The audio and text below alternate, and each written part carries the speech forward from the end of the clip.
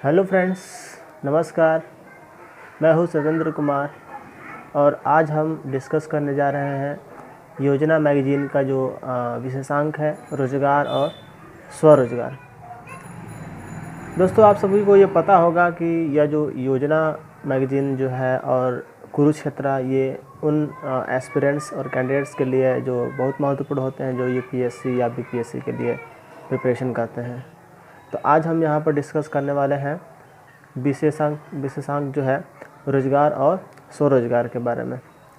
दोस्तों, आप सभी को ये पता होगा कि आज भारत की जो युवा आबादी है और देश की जो आबादी दिन ब दिन बहुत तेज़ी से बढ़ती जा रही है, तो इस बढ़ती हुई युवा आबादी के लिए बेरोज़गारी एक बड़ी समस्या है।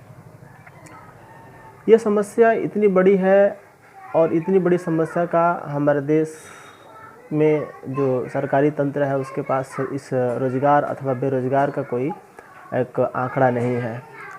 हम देखते हैं कि हमारे यहाँ कुल रोज़गार का जो 80% रोज़गार है वह असंगठित क्षेत्र में है और मात्र 20% ही रोज़गार संगठित क्षेत्र के हैं। ये सोचने वाली बात है।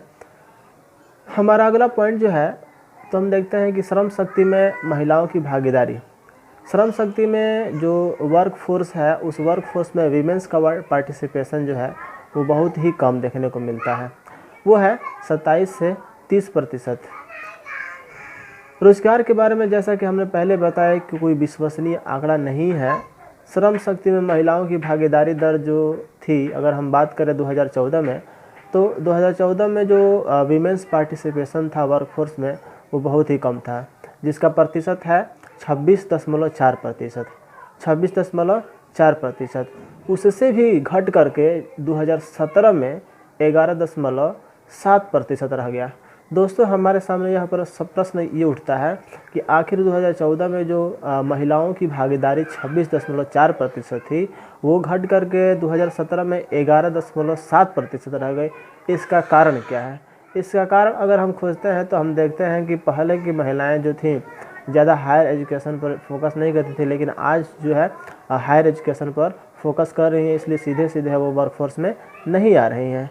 दूसरा कारण ये है कि हमारे इंडस्ट्रीज में वर्कफोर्स में जो है ऑटोमेशन आ गया है।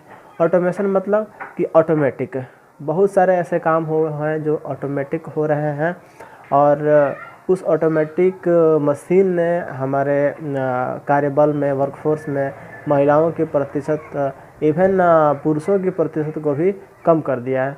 तो automation in workforce reduces the percentage of workforce of women's in the workforce. आगे हम जब बात करते हैं रोजगारी अथवा बेरोजगारी से संबंधित आंकड़ों की, तो इन आंकड़ों के प्रदेश की समीक्षा करने के लिए हम 2017 में नीति आयोग के जो पूर्व उपाध्यक्ष थे जिनका नाम था प्रोफेसर अरविंद पनगड़िया। प्रोफेसर अरविंद पनगड़िया के अध्यक्षता में कार्यदल का गठन हुआ और इस कार्यदल का काम था कि वो डोर टू डोर जा कर के इसकी समीक्षा करे, इसका सर्वे करें। दोस्तों, हम बात करते हैं संगठित क्षेत्र और असंगठित क्षेत्र।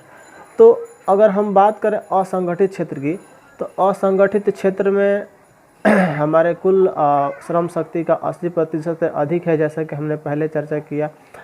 मौजूदा सरकार और नई अर्थव्यवस्था की मदद से रोज़गार के नए रास्ते खुले हैं। जैसे आप सभी को पता होगा कि ओला और उबर ये दोनों जो कंपनियां हैं, ये टैक्सी कंपनियां हैं जो सर्विस देती हैं शहरों में। इसमें ड्राइवर पार्टनर या हमारा जो ऑनलाइन शॉपिंग जो सेंटर है, सर्विस है, जैसे फ्लिपकार्ट हो गया कंपनियां हैं, अमेजन कंपनी हो गई, स्नैपडील कंपनी हो गई, इन सभी कंपनियों में जो डिलीवरी कर्मी को जो है हायर करके कुछ असंगठित क्षेत्र को मजबूत करने का प्रयास इस नई अर्थव्यवस्था में हुआ है और इससे हमारे युवाओं को रोज़गार भी मिल रहा है।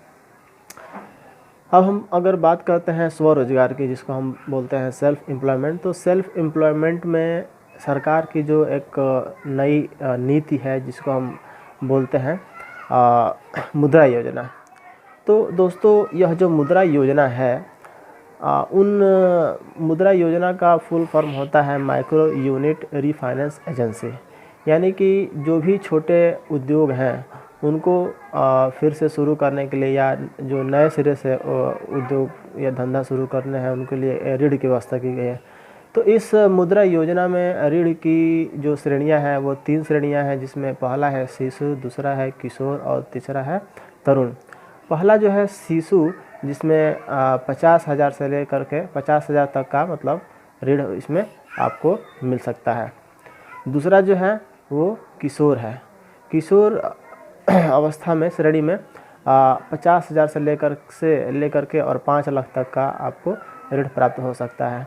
तीसरा जो है 5 लाख से लेकर के और 10 लाख तक का इसमें ऋण की व्यवस्था की गई है। तो दोस्तों इसमें हमने ये देखा कि जो ये योजना मैगजीन है और योजना मैगजीन का जो विशेष अंक था रोजगार और स्वरोजगार के बारे में, तो ओवरऑल अगर हम सारांश की बात करें तो सरकार के पास कोई विश्वसनीय आंकड़ा नहीं है फ़िलहाल, जिससे ये समस्या का पता लगाया जाए कि आखिर देश में बेरोजगारी कितनी है। संगठित क्षेत्र में सबसे ज़्यादा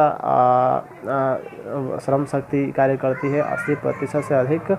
और हमारे सरकार ने रोज़गार देने के लिए और बेरोजगारी दूर करने के लिए जो है कदम उठा रही है, जिसमें मुद्रा योजना एक अहम है। इसमें 3 तरह के ऋण की योजना की 3 तरह के ऋण की हमने चर्चा की। तो इस डिस्कशन में दोस्तों इतना ही। नमस्कार, मिलेंगे जरूर अगले वीडियो में इसी से संबंधित कुछ और बातें लेकर के। और हमारे चैनल को अभी तक सब्सक्राइब नहीं किया है तो सब्सक्राइब कर लें, शेयर करें और लाइक करें।